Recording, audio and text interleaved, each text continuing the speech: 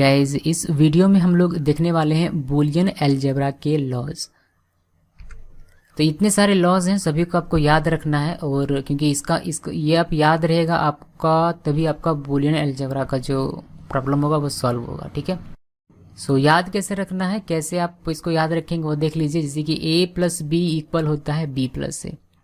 ठीक है, इसमें कहा क्या जा रहा है इसको पहले समझ लीजिए। इसमें कहा जाता है कि अगर a प्लस बी है तो आप उसको b प्लस ए भी कह सकते हैं, इसलिए इक्वल में ये लिखा गया है। ठीक है, यानी कि अगर कोई कुछ ऐसा है, एक्सप्रेशन है a प्लस बी, तो उसको हम लोग b प्लस ए भी कह सकते हैं।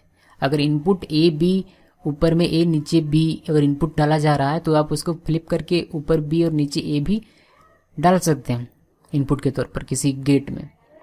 ठीक है, वही यहाँ कहा जाता है लॉ में। तो दोनों इक्वल ही है, दोनों में कोई डिफरेंस आपको, उसका आउटपुट जो आपको सेम ही मिलेगा, वही कहा जा रहा है। ठीक है, ये लॉ वही है बेसिकली। सो याद रखने का तरीका ये है कि a plus B equal B plus A, ये ड्यूअल पेयर है।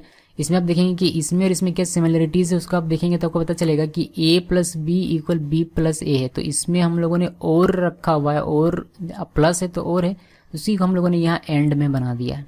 a dot B equal B dot A plus B equal B plus A. तो ये तो अगर याद हो गया तो ये भी याद हो गया, या फिर अगर ये याद है तो ये भी याद है। उस तरीके से इसको आप देखेंगे तो a plus B plus C bracket बंद equal a plus B bracket बंद और प्लस सी। तो उसको भी सेम किया गया, यहाँ से सिर्फ प्लस हटाकर डॉट डॉट कर दिया गया, बाकी सारी चीज़ें सेम है। इसमें भी सेम है। इसमें आपको थोड़ी सी अलग चीज़ दिखाई देती है। इसको याद रखिएगा कि ये जो लॉ है, इस लॉ को हम लोग कम्यूटेटिव लॉ कहते हैं, इसको एसोसिएटिव लॉ कहते हैं।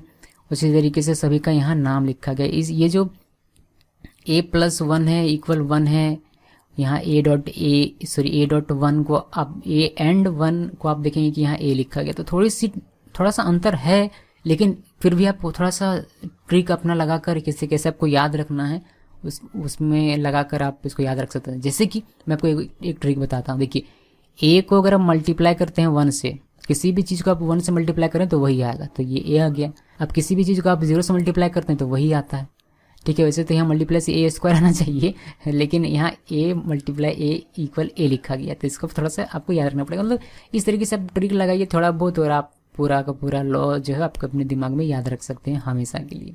रटने से तो आप भूल जाओगे, तो ट्रिक लगाकर ही याद रखना है आपको। ठीक है, तो इस तरीके से a इनिवर्स का इनिवर्स, डबल इनिवर्स है, इसको डबल इनिवर्स भी कहते हैं। ठीक है, डबल इन्वर्सन एक्चुअली इसको कहते हैं, डबल इन्वर्सन।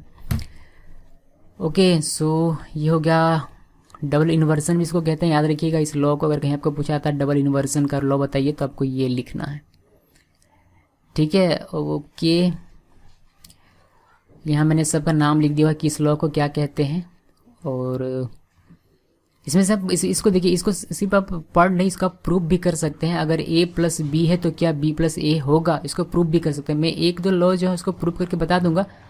ठीक है, जिससे कि आपको ये अच्छे तरीके से समझ में आ जाएगा कि लॉ वाकई में a प्लस बी को हम लोग b प्लस ए क्यों कहेंगे। क्यों कहेंगे, जाहिर सी बात है कि आप क्वेश्चन कर सकते हैं कि क्यों कहेंगे, क्यों हम लोग कहेंगे कि a dot B equal B dot A, क्यों ये दोनों क्यों बराबर है, ये दोनों अलग क्यों नहीं है। तो इसको हम लोग प्रूफ कर सकते हैं, हर एक लॉ को प्रूफ किया जा सकता है ट्रूथ टेबल के द्वारा।